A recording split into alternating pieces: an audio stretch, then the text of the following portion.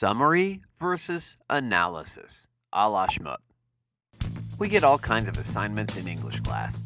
Obviously, there's reading, and more reading. But we're also expected to write intelligently about what we read. Enter the essay. Well, there are two types of essays we commonly sweat over in English class. Although we might find these essays haunting us elsewhere too. They are the summary essay and the analysis essay. Well, summaries are easy, so easy. They're simply a brief restatement of whatever text we read, put in our own words. We don't have to have an opinion. We don't have to evaluate anything. A summary only wants the facts, Jax. For example, say we're asked to write a summary of George R.R. Martin's epic novel, A Game of Thrones.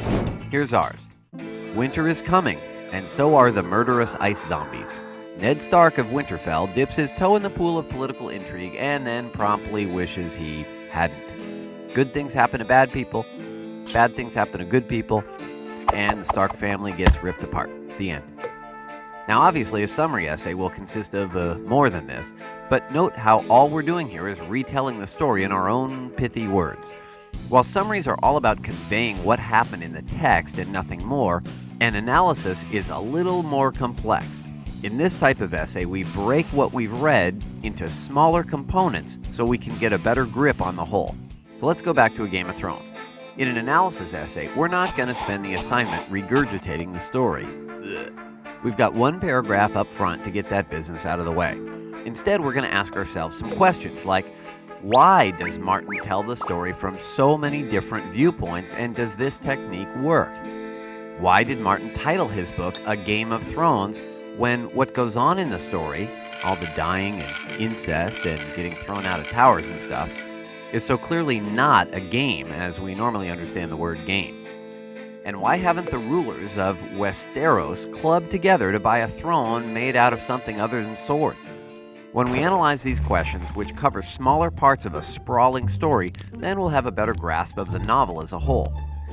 More generally, what we're looking for when we analyze a text is what the author is arguing for or against, how well he or she supports that argument, and what the strengths and weaknesses of the text are, along with whether the author considers alternative viewpoints or not.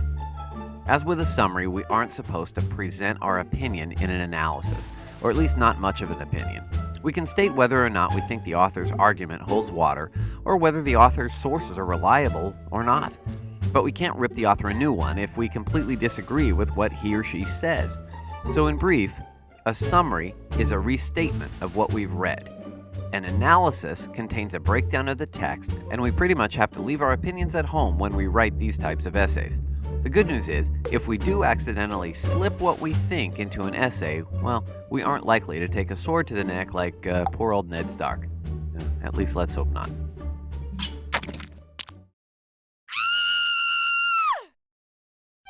Subscribe to check out more equally fantabulous videos. You should see the subscribe button just below this one.